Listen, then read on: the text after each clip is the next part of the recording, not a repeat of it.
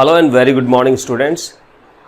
पिछली क्लास में हम लोगों ने एनटीए अभ्यास ऐप पर जेईई मेंस का क्वेश्चन पेपर 30 डिस्कस किया था, राइट। आज हम डिस्कस कर रहे हैं क्वेश्चन पेपर 32 जेईई मेंस का, जो कि हमने लिया है एनटीए अभ्यास ऐप से। और आई होप आप लोगों ने ये ऐप डाउनलोड कर ली होगी और रेगुलर प्रैक्टिस आप कर रहे होंगे।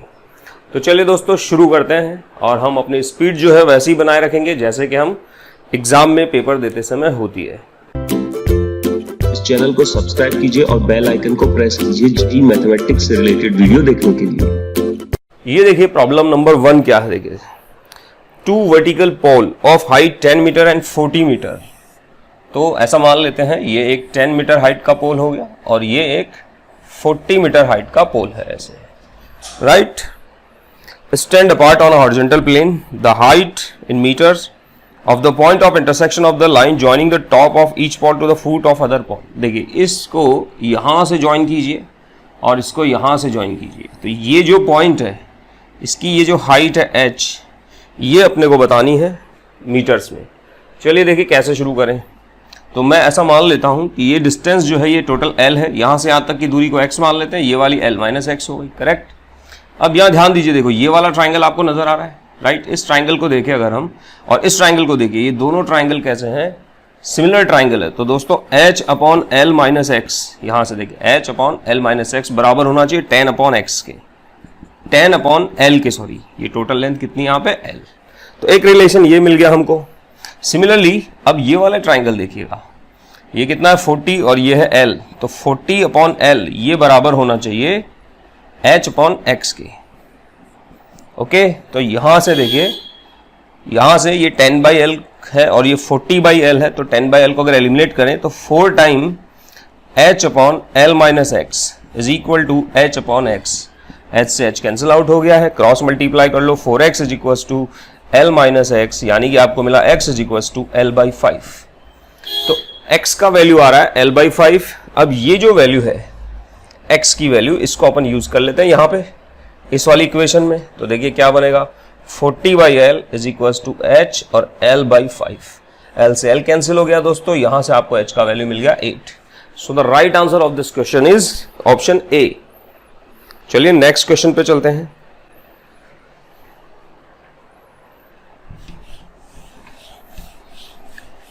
सेकंड क्वेश्चन देखो जल्दी से क्या है। The total number of solution of the equation कुछ इस तरह से देखो, 3 10x plus 2x is equals to 5 pi by 2। Okay, इसका मुझे सॉल्यूशन ढूंढना इन द इंटरवल 0, 2 पाई। ये कोई न्यू क्वेश्चन नहीं है, ऐसा क्वेश्चन आपको JEE previous year JEE question में देखने को मिल जाएगा। इसको हम कैसे करेंगे, 2x को उधर ले जाते हैं और अब ग्राफ से हम पता लगा लेंगे कितने सॉल्यूशन होंगे। तो 0 से 2 पाई में बच्चों ये 10x का ग्राफ होगा 0 से पाई बाई 2 तक, पाई बाई 2 से पाई, पाई से 3 पाई बाई 2 और एट लास्ट ये 3 पाई बाई 2 से 2 पाई, ओके। दूसरी तरफ अगर मैं इसका ग्राफ बनाऊं, ये किसका ग्राफ है, y is equal to 3 10x का भी बिल्कुल ऐसा ही ग्राफ होगा, राइट। दूसरी तरफ अगर मैं इसका ग्राफ बनाऊं, y is equal to 5 pi by 2 minus 2x, ये देखो ये एक स्ट्रेट लाइन है, स्लोप नेगेटिव है, x का वैल्यू 0 लोगे तो यहाँ 5 पाई बाई 2 पॉइंट से पास होगी। और अगर क्या बोलते हैं x का वैल्यू 2 पाई लोगे तो it will become 5 pi by 2 minus 4 पाई, जो कि नेगेटिव वैल्यू है, तो यहाँ कहीं नीचे पास होगी ऐसे। तो अगर आप इसको ड्रॉ करें तो आप देखिएगा कि 1, 2 और 3 पॉइंट ऐसे हैं जहां पर ये दोनों कर्व एक दूसरे को इंटरसेक्ट करते हैं, यानी 3 वैल्यू ऐसी है जहां पर ये टर्म और ये टर्म बराबर हो जाएगी। तो इसकी कितने रूट हो गए, 3 रूट हो गए। तो कौन सा ऑप्शन सही हुआ, सी इज द राइट आंसर। चलिए नेक्स्ट क्वेश्चन पे आगे बढ़ते हैं इसी तरह से।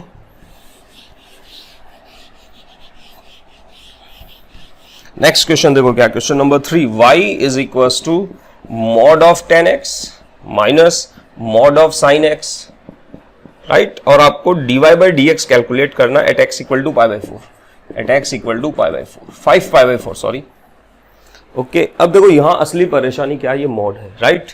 तो आपको परेशान नहीं होना बच्चों, 5 पाई बाई 4, 5 पाई बाई 4 आपको पता कहाँ है, pi plus pi by 4 third quadrant में।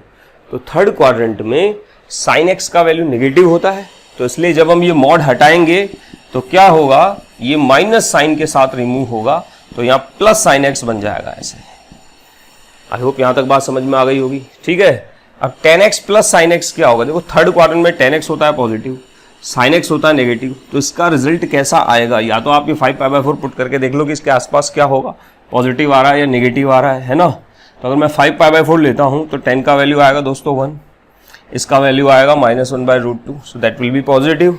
तो 5π/4 पर ये वैल्यू पॉजिटिव है, इसका मतलब ये मॉड भी हट जाना चाहिए, तो tan x plus sine X बन जाएगा ये function in the neighbourhood of 5π/4, जब 5π/4 के आसपास अगर हम बात करें, राइट। तो दैट्स ऑल। अब इसको आप डिफरेंशिएट कर लो, तो dy/dx कितना हो गया, देखो sec square x plus cos x, now put x equal to 5π/4, तो ये sec स्क्वायर 5π/4 हो जाएगा 2 और cos 5π/4 हो जाएगा -1/√2। सो योर आंसर इज 2 -1/√2, और यू कैन से 2√2 -1/√2। So option b is the correct answer of this question. तो ये भी बहुत ही आसान सवाल था, देखो इससे आसान की अब क्या उम्मीद करोगे कि सीधे सीधे आपसे dy/dx पूछा जा रहा है। क्वेश्चन नंबर 4 पे आते हैं, ये क्वाड्रेटिक इक्वेशन का क्वेश्चन लग रहा है। The value of k for which sum of the square of the roots 2x square minus 2 time k minus 2x minus k plus 1 equal to 0। इसके रूट्स है मान लो अल्फा बीटा, तो sum of the square of root alpha square plus beta square minimum हो, उसके लिए आपको k की वैल्यू बतानी है। It's very simple, write it alpha plus beta whole square minus 2 alpha beta, right. Now this is sum of root which is equal to, from here sum of root is k minus 2. So you got k minus 2 whole square minus 2 time product of root is minus k plus 1/2. Right? So for on further simplification it will become k square minus 4k plus k minus 3k plus 4 plus 1 5. ये आ गया। तो इसका least value कब आएगा, आप सीधे सीधे यहाँ से देख सकते हैं k का वैल्यू होना चाहिए 3/2, राइट। परफेक्ट स्क्वायर बना करके देख सकते हैं, that can be written k minus 3/2 whole square plus 5 minus 9/4, 5 minus 9/4 11/4। तो इसका लीस्ट वैल्यू कब आएगा, जब k का वैल्यू होगा 3/2। So the right answer is b, b is the right answer. Okay, let me move to the next question. Limit, एक limit है और ये बोल रहा फाइनाइटली एग्जिस्ट करती है, तो a का वैल्यू बताओ। देखिए ऐसा है, limit x tends to 0 sine 2x minus a sine x divided by x cube. देखिए अभी आप इसको ध्यान से देखो, ये 0/0 फॉर्म है, करेक्ट। आप एल हॉस्पिटल रूल लगा दो, तो ये बन जाएगा 2 cos 2x minus a cos x divided bye 3x square. I hope सबको पता है भाई एल हॉस्पिटल रूल क्या होता है, राइट। अब यहां गौर करिए, देखो if I put x tends to 0 here, the numerator will become 2 minus a but denominator is 0, still the limit is finite. तो ये कब पॉसिबल है, जब न्यूमरेटर भी टेंडिंग टू 0 हो। So 2 minus a must tends to 0, यानी a must be equal to 2, तो a का वैल्यू 2 होना चाहिए। That's all. So the right answer is b। Okay, चलिए नेक्स्ट क्वेश्चन पे चलते हैं, क्वेश्चन नंबर 6। ये क्वेश्चन कहां से भाई, इनवर्स ट्रिग्नोमेट्रिक फंक्शन से है। देखो f of x is equal to tan inverse of under root x square plus 4x and plus sin inverse of under root x square plus 4x plus 1। Okay, domain में 3 integer होंगे, range constant function. चलिए domain, range और इस function की values को discuss करना है। आइए देखते हैं। देखो इसको बड़े ध्यान से देखिए आप, तो आप पाएंगे, देखो भाई tan इनवर्स तो हर वैल्यू के लिए डिफाइन हो जाता है ना। तो ये अंडर रूट जो है, ये फंक्शन कब डिफाइन होगा, जब x स्क्वायर प्लस 4x कैसा हो, greater than equal to 0, correct. अब यहां आ जाओ, देखो अगर मैं, अच्छा दूसरी तरफ ये कब डिफाइन होगा, साइन इनवर्स है ना, तो इसके अंदर की वैल्यू कैसी होनी चाहिए, -1 से 1 के बीच। अंडर रूट है तो -1 से तो बड़ा ही होगा, तो आपको मिलेगा under root x square plus 4x plus 1 must be less than equal to 1। Square कर लो, सिंप्लीफाई करोगे, you got x square plus 4x less than equal to 0। अब इधर तो आप कह रहे हो ये 0 या 0 से छोटा होना चाहिए, इधर कह रहे हो 0 या 0 से बड़ा होना चाहिए। तो दोनों बातें एक साथ तभी पॉसिबल है जब x स्क्वायर प्लस 4x का वैल्यू 0 हो जाए, यानी x का वैल्यू हो 0 या -4। तो इसके डोमेन में ये दो ही एलिमेंट होंगे, और अगर ये वैल्यू मैं यहाँ पुट कर देता हूं तो ये तो 0 बन जाएगा। tan inverse 0 will become 0, this will become 1, sine inverse 1 will become π/2। तो y की केवल एक ही पॉसिबल वैल्यू आएगी π/2। अब ऑप्शन देखते हैं। पहला ऑप्शन है domain of the function contain 3 integer only, गलत है, इसमें 2 ही इंटीजर है। Range of f(x) has 2 element, ये भी गलत है, एक ही एलिमेंट है।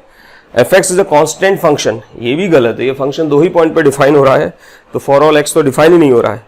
D, F X contains only 2 element in its domain, बस यही सही है। So D will be the right answer of this question. Now the question number 7 is okay, F X is equal to maximum of 1 minus X 1 plus X and 2। देखिए इस type के function को हम कैसे डील करते हैं, graph से। क्या करो, जल्दी से इसका ग्राफ बना लो, किस किस का जो भी फंक्शन अंदर दिए हुए हैं। सॉरी देखो ये मिस्टेक हो जाता है, y बराबर x नहीं है, y बराबर 1 प्लस एक्स है, दिस इज द पॉइंट 0,1। ये ग्राफ है बच्चों y बराबर 1 प्लस एक्स, इधर ये ग्राफ हो गया y बराबर 1 माइनस एक्स। एक है y बराबर 2, वो इसके ऊपर आएगा ऐसे, this is y equal to 2। अब जो अपना एफ एक्स है वो इन तीनों का मैक्सिमम है, तो इनमें से जो भी जब भी मैक्सिमम है वही एफ एक्स है। तो देखिए स्टार्टिंग में ये कर्व सबसे ऊपर है, तो ये मैक्सिमम वाला कर्व है, तो अपना एफ एक्स इसके बराबर होगा। उसके बाद एफ एक्स चेंज होकर यहाँ पे ये हो गया मैक्सिमम, और फिर सबसे अंत में मैक्सिमम हो गया ये। तो बच्चों ये कर्व है y equal to f x का। ओके, और उसको देख के अपन आंसर दे सकते हैं। डिसकंटिन्यूअस है एग्जैक्टली 2 पॉइंट पे, बिल्कुल गलत बात है। देखो कहीं भी डिसकंटिन्यूअस नहीं है, सब जगह कंटिन्यूअस है। डिफरेंशिएबल है एक्स की हर वैल्यू पे, ये भी गलत है। यहाँ 2 जगह देखो, यहाँ शार्प कॉर्नर बन रहे हैं, तो ग्राफ में जब शार्प एज बनते हैं वहाँ पे नॉन डिफरेंशिएबिलिटी आती है, तो ये 1 पे और -1 पे नॉन डिफरेंशिएबल है। तो तीसरा है डिफरेंशिएबल फॉर ऑल एक्स, हाँ ये सही है। देखो -1 और 1 को छोड़ के बाकी सब पे डिफरेंशिएबल है, so C will be the right answer. Let we move to the next question, question number 8। A 9-digit number is to be formed using the digits 1, 2, 3, 5, 7। देखो 9 डिजिट का नंबर बनाना है, 3, 3, 6, 7, 8, 9। किसको यूज करना है, 1, 2, 3, 5, 7। तो ऑब्वियस सी बात है, रिपीटेशन अलाउड है। तो टोटल कितने नंबर बन जाएंगे, टोटल नंबर्स बन सकते हैं भैया, हर एक प्लेस को फिल करने के लिए 5 ऑप्शन है, तो 5 पावर 9। कंडीशन है the probability that the product of all digit is always 19, 20। कि जो नंबर बने यहाँ पे उनके डिजिट्स का सबको प्रोडक्ट करूँ तो 19, 20 आ जाए। अब ये 19, 20 देखो क्या है, अगर मैं किस किस को गुणा करूँ कि 19, 20 आ जाए, तो यहाँ देखिए ध्यान से, इसके फैक्टर क्या हो सकते हैं। ये 3 से डिवाइड होता है भाई, बिल्कुल 9, 10, 11, 12 है ना, 12 आ रहा सम ऑफ डिजिट, तो 3 से डिविजिबल है, 5 से डिविजिबल है, तो 15 का भाग दे देते हैं सीधे ही। तो 15 इंटू 1 और 4, 42 हुए, 20, 15 मतलब 2 सॉरी 30 और 12 120, तो 8 ये हो गया। 128 होता है 2 पावर 7, यानी 2 पावर 7 ये इसके प्राइम फैक्टर है 3 और 5।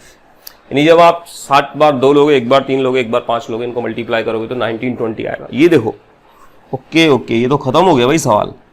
2 पावर 7 को ऐसे समझ लो 7 बार 2 है, 1 बार 3 और 1 बार 5, बस यही पॉसिबिलिटी है। और ये टोटल मिला के देखो 9 डिजिट भी हो गए। 9 डिजिट का मुझे नंबर बनाना है, तो बस आप क्या करो, 2 ले सकते हैं ना, 2, 3, 5 ले सकते हैं।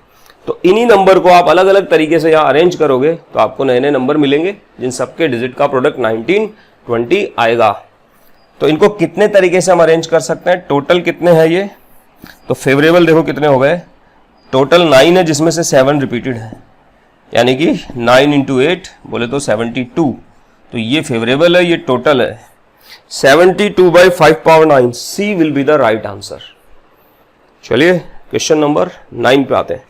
The order of the differential equation of the family of curve y is equal to a 3 to the power bx plus c plus d और sin x plus e is okay where abcd are arbitrary constant। देखिए ये solution दिया हुआ है, इसकी differential equation का order बताना है। तो आप लोगों को पता होना चाहिए कि सॉल्यूशन में जितने आर्बिट्री कांस्टेंट होते हैं उतना ही सॉल्यूशन, उतना ही डिफरेंशियल इक्वेशन का ऑर्डर होता है। लेकिन कांस्टेंट काउंटिंग करते समय ध्यान रखना है, एक कांस्टेंट को बार बार नहीं काउंट करना होता है। तो यहाँ देखिए थोड़ा सा चेंजेस हम करें, अगर इस चीज को 3 power B X plus C को ऐसे लिख सकते हैं भाई, 3 power B X into 3 power C, ready. और ये 3 पावर सी जो है देखो आगे लिख लो ऐसे, और इंटू ए भी कांस्टेंट है, सी भी कांस्टेंट है, तो ये पूरा मिला के एक ही तो कांस्टेंट काउंट होगा, सही है। तो अब कांस्टेंट अगर मैं काउंट करूं तो इसमें कितने इंडिपेंडेंट कांस्टेंट है, एक तो ये है 1, एक ये रहा 2, एक ये रहा 3 और एक ये रहा 4। तो इसमें 4 कांस्टेंट है। ऑर्डर कितना होना चाहिए डिफरेंशियल इक्वेशन का, 4। So B must be the right answer. चलिए क्वेश्चन नंबर 10 पे आ जाओ। If the focus of a hyperbola is +-3,0, देखिए +-3,0 फोकस है। हाइपरबोला का फोकस क्या होता है वैसे, AE,0 है ना, प्लस माइनस, तो अपने को AE का वैल्यू पता लग गया 3। तो ये स्टैंडर्ड हाइपरबोला हो गया, जाहिर सी बात है फोकस एक्स एक्सिस पे है इस तरह से, तो ये वाला हाइपरबोला है बालकों। और इक्वेशन ऑफ टेंजेंट, ओके, इसकी एक टेंजेंट भी गिवन है अपने को। क्या गिवन है? टेंजेंट 2x + y - 4 = 0 और हाइपरबोला की इक्वेशन कैलकुलेट करनी। आइए देखिए कैसे करें। पहली बात तो देखो, इसकी अगर आप एक टेंजेंट लिखोगे ना तो वैसे आएगी x/a sec theta - y/b tan theta = 1। Hope आप सबको पैरामीट्रिक फॉर्म याद है टेंजेंट की।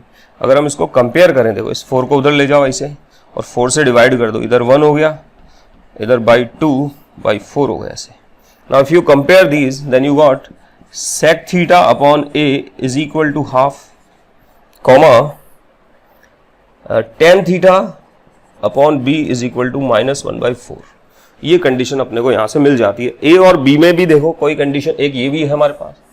हाइपरबोला में आप जानते हो e² = 1 + b² a² होता है, तो इसको गुणा कर लोगे तो इधर हो जाएगा a² e² यानी कि 9 = a² + b²। तो एक रिलेशन हमारे पास ये भी है। और ये आ गया देखो, अब यहां से हम थीटा को एलिमिनेट कर लेते हैं बाय यूजिंग द कॉन्सेप्ट, या यहां से वैल्यू निकाल के यहां पुट कर दो। ओके, सॉल्व करके बता देता हूं। और तो क्या, देखो यहां से a क्या आएगा, a का वैल्यू आएगा 2 sec थीटा, तो आपको मिला 9 = 4 sec² थीटा प्लस b कितना आएगा यहां से 4 tan, तो 16 tan² थीटा। सही है, tan² थीटा को अपन क्या लिख सकते हैं, 16 प्लस sec² थीटा -1, तो हो जाएगा 16 sec² थीटा -16, इसमें बदल जाएगा भैया, ये मिटा देता हूं, इसकी जगह ये लिख देते हैं प्लस ये। और अब यहां से तुम वैल्यू निकाल लो, देखो sec² थीटा की कितनी आएगी, तो ये 16 और 9 कितने हो गए, इधर आगे 25 हो गए, इधर 16 और 4 20 हो गए, यानी कि ये हो गया बच्चों 5/4। और अब ये वैल्यू उठा के आप यहां डाल दो तो आपको a का वैल्यू मिलेगा 2 टाइम्स sec थीटा यानी कि √5/2, तो a का वैल्यू 5 यानी a² 5 होना चाहिए। तो फर्स्ट ऑप्शन करेक्ट हो गया है। क्वेश्चन नंबर 11 पे आ जाओ। देखो, which of the following statement is not a fallacy. ये सवाल है भैया मैथमेटिकल रीजनिंग का। तो जैसा मैंने पिछले पेपर में डिस्कस किया था, यहाँ 2 टेक्निक आप काम में ले सकते हो, वेन डायग्राम से डिस्कस कर सकते हैं और ट्रू फॉल्स वाला कंडीशन भी देख सकते हैं। तो मुझे जो पसंद है वो वेन डायग्राम है। तो मैं आपको बता दूं मेन कॉन्सेप्ट यहाँ पे जैसे मुझे दिख रहा है कि इंप्लीकेशन है, इंप्लीकेशन को सेट थ्योरी में ऐसे लिखते हैं। ओके, तो आइए देखो पहला क्या है, पहला है P intersection negation of P implies Q। देखिए जल्दी से समझिएगा। अच्छा, फॉलेसी किसको बोलते हैं सेट थ्योरी में? फॉलेसी बोलते हैं फाई को। फाई समझते हैं ना, नल सेट जब आ जाए। देखिए इसको थोड़ी देर ऐसे रखते हैं। सबसे पहले इसको मैं इस फॉर्मूले से बदल लूँ तो ये हो जाएगा P और ये इसमें चेंज हो गया ऐसे। अब इसको आप अंदर अप्लाई कर दीजिए, ये हो गया P intersection negation of P intersection Q। तो क्या ये फाई आएगा? देखिए इज नॉट अ फॉलेसी। अच्छा, ये देखना है कि फॉलेसी नहीं आता है। ये इधर वाला गोला P है, इधर वाला Q है, तो P बार इंटरसेक्शन Q ये हो गया ऐसे।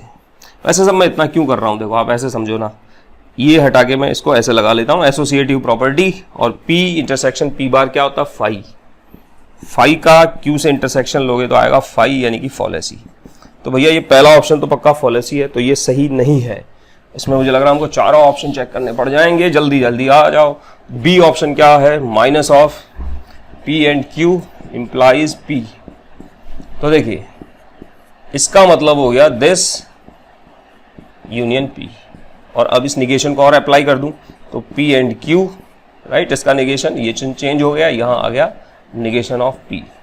और ये देखो तीनों दोनों जगह इंटरसेक्शन है तो एसोसिएटिव प्रॉपर्टी लगा सकते हैं। तो ये भी ऐसे बन गया P एंड दिस, और ये वापस क्या हो गया? फाई। फाई का Q से इंटरसेक्शन लोगे फाई, तो that is also a fallacy. ये भी फॉलेसी है यार। सी ऑप्शन पे चलते हैं। सी क्या है? Negation of P implies P और Q। So this can be written negation of P और Q। और अब इसको अप्लाई कर दें तो ये बन जाएगा, देखो P डी मॉर्गन्स लॉ लगा रहा हूं, ये चेंज हो जाएगा ऐसे। फिर इसका निगेशन, तो इसके निगेशन को अंदर ले जाएंगे तो negation of P and Q, negation of Q। ये वापस से वही सिचुएशन आ गई। देखो ये दोनों इंटरसेक्शन में एक साथ आ गए, ऐसे लिख सकते हैं इसको। तो बच्चों ये बन जाएगा फाई, और फाई का किसी से भी इंटरसेक्शन लोगे तो फाई। तो ए बी सी तो तीनों फॉलेसी है, तो जाहिर सी बात है डी ही करेक्ट आंसर है। There is no need to check it again up. Okay, तो D will be the right answer. और चेक करना चाहो तो ये लो भाई, देखिए ऐसे है ना, तो ये ऐसा हो गया। इसको क्या लिखेंगे, पी एंड क्यू। अब देखो ये और ये मिलके क्या बनेगा, ये और ये मिलके बना गया यूनिवर्सल सेट। और यूनिवर्सल सेट का क्यू से अगर यूनियन लेंगे तो यूनिवर्सल सेट यानी कि टोटोलॉजी आएगी। तो ये टोटोलॉजी है statement, so this is not the fallacy. तो ये ही सही आंसर है। क्वेश्चन नंबर 12 पे आ जाइए। The value of this integration is equal to, आपको इंटीग्रेट करना है ऐसे, e to the power root x divided by root x 1 plus e to the power 2 root x dx। देखिए ये रूट एक्स है ना नीचे, तो ये रूट एक्स का डिफरेंशिएशन होता है। तो आप अगर e to the power root x को ही बच्चों t मान लेते हो तो इसका डिफरेंशिएशन क्या होगा, e to the power root x और 1/2 root x dx, that will become dt। इस 2 को उठा के अपन यहाँ लगा देते हैं। अब देखिए e to the power root x upon root x dx, ये तो बन गया बच्चों सारा मिला के 2 dt, और नीचे ये बन गया 1 plus t square. So that's very simple, that is 2 time tan inverse t, finally plus c। So 2 tan inverse e to the power root x plus c। देखो कौन सा आंसर सही है, c करेक्ट आंसर है। 13 question पे आते हैं। A plane passes through 1, 2 and 1 and is perpendicular to these two plane। चाहिए तो देखो सीधा फॉर्मूला बेस्ड है ना, दो प्लेन है ऐसे, एक प्लेन ये एक प्लेन ये, इन दोनों के परपेंडिकुलर प्लेन है एक ऐसे। तो देखो ये जो प्लेन होगा ये इन दोनों के परपेंडिकुलर है, मतलब इनके नॉर्मल जो होंगे ऐसे वो इस प्लेन के क्या हुए, पैरेलल। तो इसके नॉर्मल के डी आर क्या है, एक प्लेन के नॉर्मल के डी आर है भाई 2 -2 1, दूसरे वाले प्लेन के नॉर्मल के डी आर है 1 -1 और 2। और ये कहाँ से पास होता है, 1 -2 और 1 से। एक पॉइंट पता है और प्लेन के पैरेलल दो वेक्टर्स के कंपोनेंट या डी आर आपको पता है, तो आप directly use the formula x - x1 यानी कि x minus this point 1, y - y1, z - z1। Okay, और फर्स्ट लाइन के डी आर 2 -2 1, सेकेंड लाइन के डी आर 1 -1 2। तो ये डायरेक्टली आपको इस प्लेन की इक्वेशन मिल जाएगी। फिर करना क्या है, फिर डिस्टेंस निकालनी है। तो सॉल्व करते हैं इसको। चलिए देखिए x - 1 के साथ कितना आएगा, -4 - 1, तो ये हो गया भाई माइनस का 3 टाइम x - 1। फिर y + 2 के साथ क्या आएगा, 4 - 1, तो ये भी हो गया -3 टाइम। z - 1 के साथ आएगा -2 दैट विल बी 0। तो कुल मिला के बच्चों देखो -3 भी कैंसिल आउट हो जाएंगे, तो ये इक्वेशन हो गई x + y + 1 = 0। ओके, ये टर्म 0 हो गई, 3 कैंसिल हो गए, इसको सीधे सीधे जोड़ लिया मैंने। अब इसकी ना आपको 0 to 2 से डिस्टेंस निकालनी है, 0 to 2 से सीधे सीधे फार्मूला होता है, क्या होता है, इस पॉइंट को उठा के इसमें डाल दो तो कितना आ जाएगा, देखो x का वैल्यू 0, y का वैल्यू 2, z है नहीं प्लस का 1 डिवाइडेड बाय √ यहाँ से x y z के कोफिशिएंट का स्क्वायर।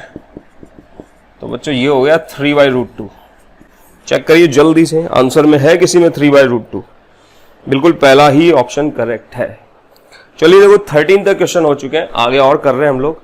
पर अब तक के क्वेश्चन से आपने क्या सीखा, देखिए गौर करने वाली बात यह, देखो जेईई मेंस में जब से एनटीए ने इसको कराने की जिम्मेदारी ली, कोई कॉम्प्लिकेटेड क्वेश्चंस नहीं आते हैं, राइट। आपकी स्पीड अच्छी होनी चाहिए, बेसिक कॉन्सेप्ट पे फोकस करिए अभी, और एनटीए के जितने भी पेपर हैं बेटा उन सबको आप अटेम्प्ट कर लो, तो आपकी जेईई मेन प्रिपरेशन बहुत सॉलिड हो जानी है। कोई भी हाई फाई प्रॉब्लम पे अभी आप अपना टाइम वेस्ट ना करें, राइट। जेईई एडवांस के लिए हमें बहुत वक्त मिलेगा आगे, उसके लिए भी एनटीए मेरे को लगता है डेफिनेटली कुछ ना कुछ हमें प्रैक्टिस पेपर वगैरह देंगे, अगर ये लॉकडाउन ऐसे चलता रहा तो उसकी प्रैक्टिस हम उस समय करेंगे। अभी जेईई मेन की प्रिपरेशन कर रहे हैं तो बड़ी बड़ी प्रॉब्लम में टाइम वेस्ट ना करें, राइट। कोशिश करें प्रैक्टिस करके अपनी स्पीड बढ़ाने की, स्पीड और एक्यूरेसी बढ़ाइए, जेईई मेन आपका एकदम क्लियर हो जाएगा, मैथमेटिक्स में कोई दिक्कत नहीं आएगी। अब मैं चलता हूं देखो नेक्स्ट क्वेश्चन नंबर 14 पर। क्वेश्चन नंबर 14 देखो क्या है, ये बिल्कुल ऐसा ही सवाल अगर आपको याद हो तो पिछले पेपर में जो हमने डिस्कस किया था उसमें भी था, जो 30th पेपर था ना कि ए गिवन है, बी गिवन है, बी क्या गिवन है 1 1 2 1, और ये कह रहा है कि ए बी गुणा करो ऐसे चाहे बी ए गुणा करो, 1 1 2 1 को गुणा कर दो चाहे इससे, आपको मिलेगा क्या, ये बराबर है, और आपको उससे मुझे A12 upon A21 plus A11 upon A22 का वैल्यू बताना है ऐसे। अच्छा देखो A12 और A21, A12 और A21, यार मैं ना ये लिखने में बड़ी तकलीफ होती है तो मैं इसको एक्स वाई मान लेता हूँ फटाक से, राइट, और इस दिस अपॉन दिस, तो इसको P और Q मान लेता हूँ।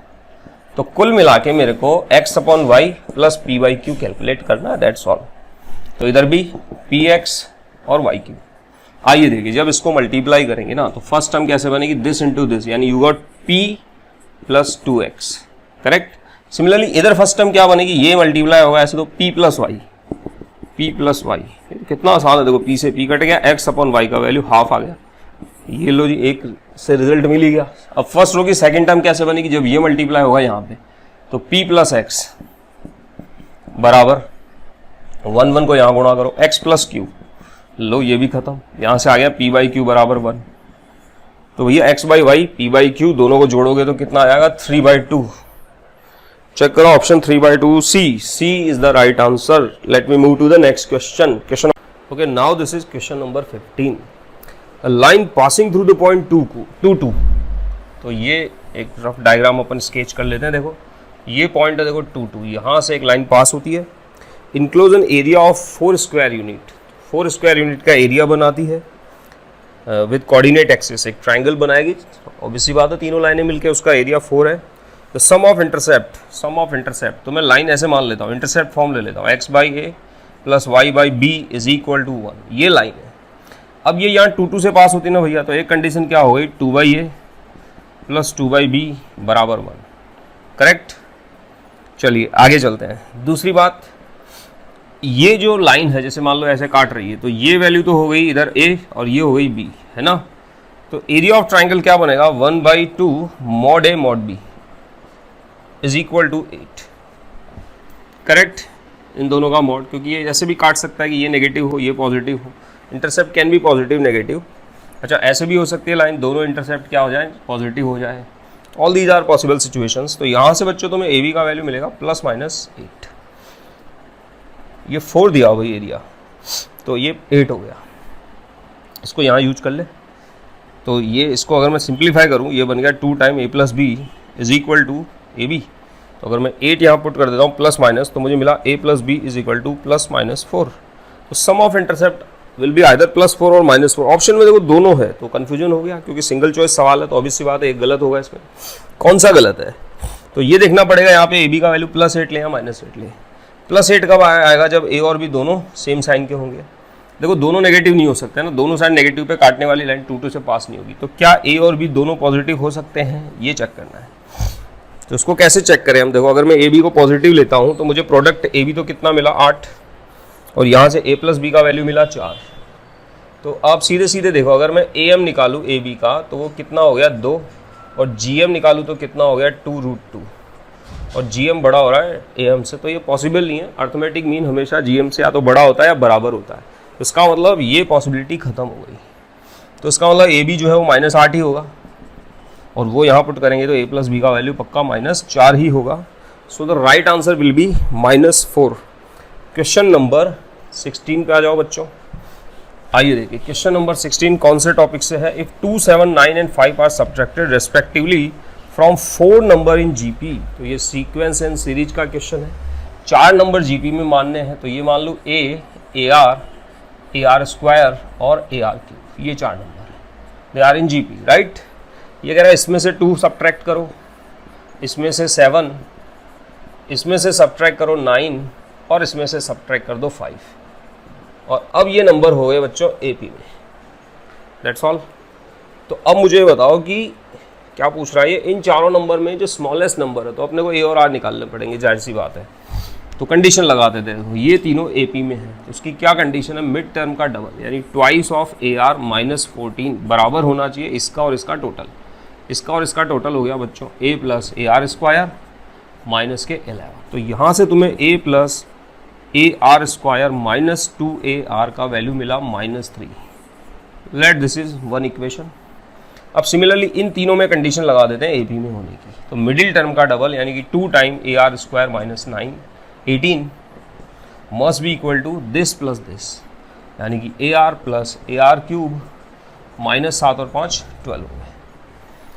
इससे आपको मिल गया देखो a r plus A r cube minus 2 A R square is equal to minus 18 minus 12 minus 6। इसको थोड़ा एक बार और ध्यान से देखिए, इसमें से अगर मैं कॉमन ले लूँ आर तो ये बचेगा A plus A R square minus 2 A R is equal to minus 6। तो एक इक्वेशन ये हो गई है। इन दोनों को बहुत क्लोजली अगर आप ऑब्जर्व करें तो आप पाएंगे कि जैसे आप इनको डिवाइड करेंगे सब कुछ कट जाएगा, आर का वैल्यू 2। भाई ये term as it is cancel out हो गई, इधर आर बचेगा इधर 2, आर का वैल्यू 2 आप यहाँ डाल दो, 4r माइनस 4r कैंसिल हो गए, ए का वैल्यू माइनस 3। तो ए आ गया, आर आ गया, ये वैल्यू उठा के यहाँ डाल देते हैं तो ये नंबर हो गया -3, ये हो गया -6, ये हो गया -12 और ये हो गया -24। ये 4 नंबर है। तो इनमें स्मॉलेस्ट कौन सा है? ये। तो इसका आंसर होना चाहिए -24। और अगर आप ऑप्शन देखें तो बिल्कुल ए ऑप्शन करेक्ट है। क्वेश्चन नंबर 17 पे आते हैं। देखो बाइनोमियल थ्योरम का क्वेश्चन लग रहा है देखने से। The coefficient of x power 9 आपको कैलकुलेट करना है। और किस में कैलकुलेट करना है? 1 plus x square plus x cube का क्यूब और 1 माइनस x की पावर 6, राइट। देखो बहुत अच्छी बात यह है कि ये 1 plus x square plus x cube और ये 1 माइनस x है, इसके 2 पार्ट कर लो ऐसे। तो बच्चों ये और ये मिलके क्या बन जाएगा? क्यूब ऑफ, अगर आप इसको इससे गुणा करो that is 1 minus x power 4। आपको पता होना चाहिए इसके फैक्टर है दोनों। और ये 1 माइनस x का क्यूब, अब पावर 3 रह गई है। तो 3 पावर तो बहुत इजीली हम लोग हैंडल कर सकते हैं। डायरेक्ट ओपन कर लो यार। 1 minus 3x power 4 plus 3x power 8 minus x power 12 और 1 minus 3x plus 3x square minus x cube. सही है। x पावर 9 चाहिए ना। देखो ये 1 ये किसी काम का नहीं है, उधर x पावर 9 नहीं है तो ये किसी से भी मल्टीप्लाई होकर x पावर 9 नहीं बना पाएगा। इसको चाहिए x पावर 5 जो उधर नहीं है, इसको चाहिए x पावर 1 तो है ये दोनों टर्म। तो माइनस 9x पावर 9 बनेगा आपके पास। ये 12 पावर है, ये भी गुणा होकर 9 नहीं बना सकती। तो आपका आंसर हो गया -9। So which option is correct? D is the correct answer. I hope आपको बात समझ में आ रही होगी, ठीक है। और स्पीड भी मेरे ख्याल से इतनी ही होनी चाहिए, ना इससे कम, ठीक है। अगला क्वेश्चन जो है देखो 18 क्या है? The acute angle between the curve y is equal to 2x square minus x। ये कर्व है 2x square minus x। Okay, एक और कर्व है y square equal to x। वो इस टाइप से मान लेते हैं हम। ऐसा होता है, ये ऐसे काट रहे हैं एक दूसरे को, 0 0 पे काट रहे हैं और 1 1 पे काट रहे हैं। यहाँ पे इनके जो एक्यूट एंगल है दोनों कर्व के बीच में अल्फा बीटा है। एंगल बिटवीन द कर्व किसको बोलते हैं? Angle between the tangents. और टेंजेंट का स्लोप अगर हम निकालें तो वो dy/dx होता है। तो यहाँ से आ जाएगा 1/2y, इसको m1 बोल देते हैं। यहाँ से कितना आ जाएगा भाई? dy/dx 4x माइनस 1, इसको m2 बोल देते हैं। तो देखो 0 0 पर m1 का वैल्यू क्या हुआ? इन्फिनिटी। और m2 का वैल्यू क्या हुआ? -1। तो ये वर्टिकल लाइन हो गई। तो इसके और इसके बीच में एंगल कितना हो गया? ऑब्जर्वेशन से समझ जाओ भाई, -1 है तो ये कितना 45 या 135 एंगल बनाएगी। लेकिन एक्यूट एंगल मुझे लिखना है तो 45 डिग्री का एंगल हो गया alpha. Similarly at the point 1 1 की बात करें अगर हम, तो m1 कितना है? 1/2। m2 कितना है? 3। सही है। तो tan theta angle between them यानी tan बीटा वो कितना हो गया? Mod of 3 minus half divided by 1 plus 3 into 1/2। तो ये कितना हो गया बालको? 5/2 अपॉन 5, ये भी 1 हो गया। तो बीटा का वैल्यू भी पक्का 45 डिग्री ही है। तो अल्फा बीटा दोनों 45 है। So the right answer of this question is a, alpha minus beta equal to 0। Question number 19 पे आ जाओ। देखो जल्दी से, ये किस पे बेस्ड है? The slope of tangent to the curve y is equal to integration x to x square cos inverse t square dt। Slope of tangent आप जानते हो dy/dx होता है। तो कुल मिला के अपने को इसको डिफरेंशिएट करना है। तो this question based on differentiation of integration. और वो कैसे करते हैं? पहले लिमिट, अपर लिमिट का differentiation 2x and now replace this upper limit in the given function at the place of t। तो ये बन जाएगा कॉस इनवर्स एक्स स्क्वायर का स्क्वायर यानी x power 4 minus differentiation of lower limit 1 and replace this lower limit at the place of T, so you got cos inverse x square. ये dy by D x कौन से point पे निकालना है, 1/√2 डाल दो, तो ये कितना हो गया देखो √2 कॉस इनवर्स 1/√2 की पावर 4 करोगे 1/4 minus cos inverse 1/2, cos inverse 1/2 कितना होता है π/3। तो ये लो जी, I think C is the right answer. चलिए नेक्स्ट क्वेश्चन पे चलते हैं। क्वेश्चन नंबर 20 क्या है ये, the value of π/6 to π/3 e to the power sec square x into sin x divided by cos cube x और dx। देखिए एक cos को ना sin में डिवाइड कर दो ऐसे तो वो बन जाएगा 10x, नीचे जो cos स्क्वायर बचे उसको ऊपर लाके लिख दो sec स्क्वायर x। ये मैं इसलिए लिख रहा हूँ, देखो sec x का डिफरेंशिएशन होता है sec x 10x जो मुझे यहाँ दिखाई दे रहा है। तो सोच के देखिए अगर मैं e to the power sec square x को t मान लेता हूँ बच्चों, तो उसका डिफरेंशिएशन क्या होगा, dt विल बिकम, इसका होगा देखो e to the power sec square x as it is. अब sec स्क्वायर x का होगा 2 sec x है ना, और फिर sec x का होगा sec x 10x और dx। इसको बड़े ध्यान से देखो, एक 2 की तो कमी है, यहाँ 2 लगा के यहाँ हाफ कर देते हैं। अब ये पूरा का पूरा टर्म ही dt बन गया, राइट। ये पूरा का पूरा e power sec square x का डिफरेंशिएशन है, तो इसका इंटीग्रेशन हो गया e to the power sec square x, that's all.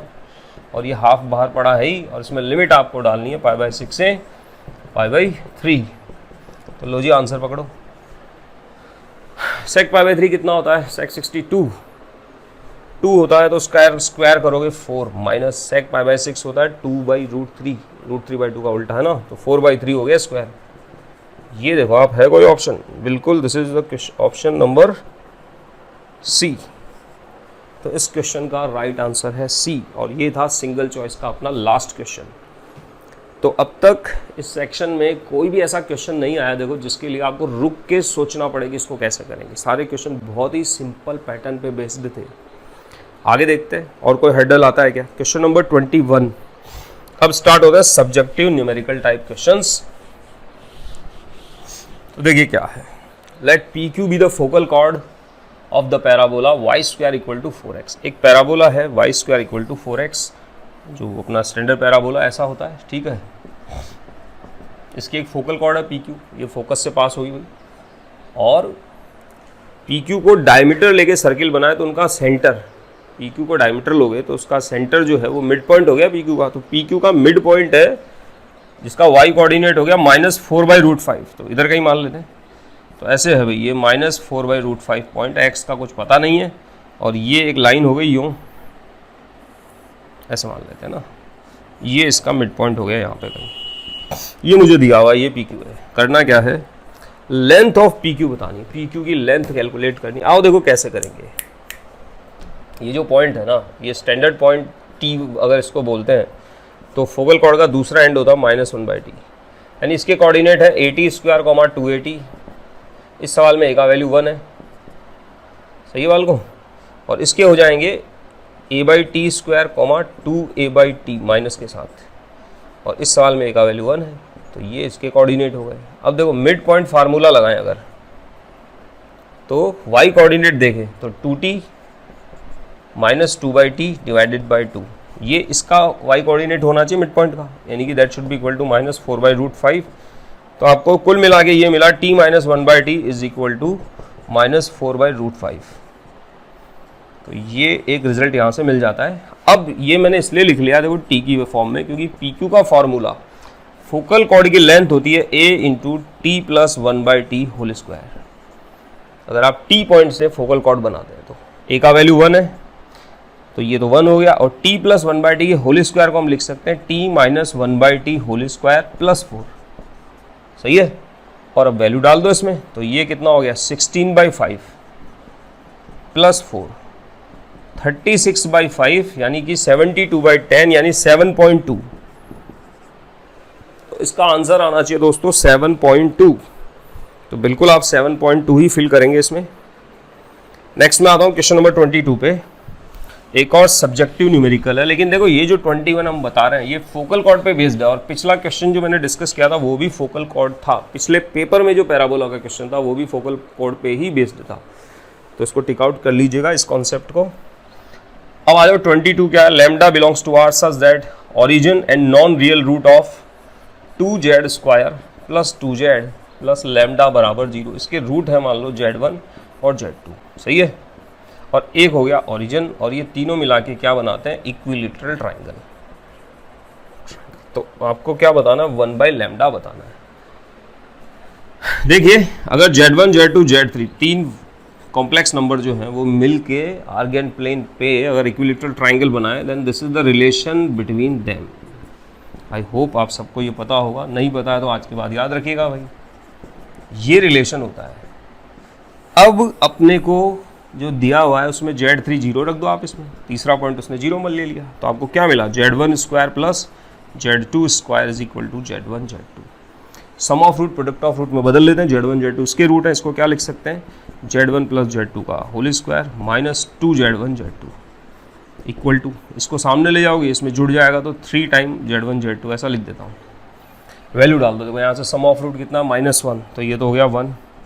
3 product of root कितना है यहाँ से λ/2, तो इस तरह से बच्चों तुम्हें 1/λ का वैल्यू मिला 3/2 यानी कि 1.5, यही पूछा है 1/λ।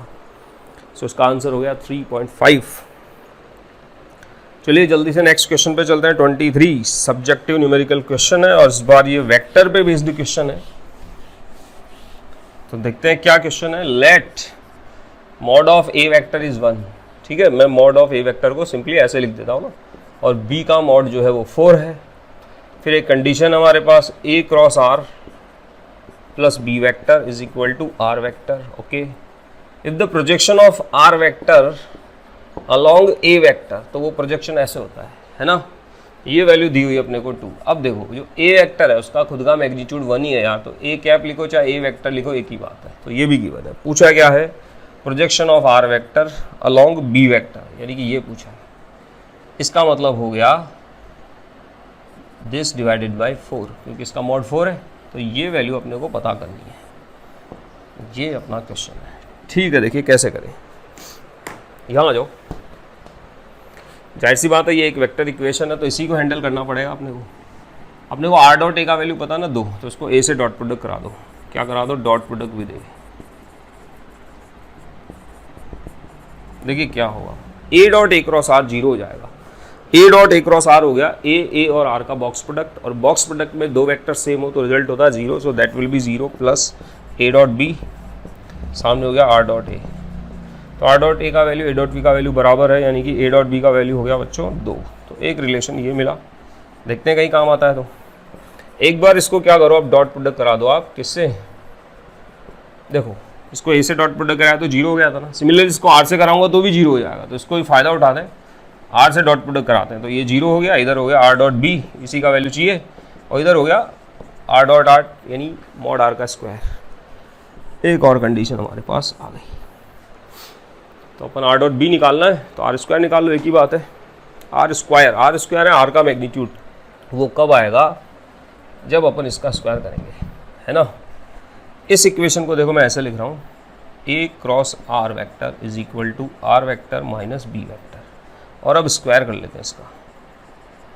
तो इसका स्क्वायर हो गया mod of a cross r का स्क्वायर, इसमें a माइनस बी का फार्मूला लगेगा, r का स्क्वायर प्लस b का square minus 2 time r vector dot b vector is equal to, अब यहाँ आ जाओ, देखो r स्क्वायर को तो r स्क्वायर ही रहने दो, b स्क्वायर का वैल्यू 16 हो गया है ना, b का वैल्यू 4 दिया हुआ है, r डॉट b अभी r स्क्वायर निकाला तो ये माइनस 2r स्क्वायर हो गया। इसकी वैल्यू क्या होगी, इसके लिए यहाँ चले आइए जल्दी से। ये कॉन्सेप्ट आई होप आप सबको पता होगा कि a क्रॉस r का square plus a dot r का स्क्वायर, ये बराबर होता है बच्चों a स्क्वायर r स्क्वायर, दोनों वेक्टर्स के मैग्नीट्यूड के स्क्वायर के प्रोडक्ट के। ये मुझे पता करना है। a डॉट r अपने को शायद दिया हुआ है 2 दिया, तो भैया ये 4 है, इसका वैल्यू दिया हुआ है 1, ये तो r स्क्वायर है ही खैर, तो इसकी वैल्यू क्या हो गई, r स्क्वायर माइनस 4, तो इसको यहाँ यूज कर लो।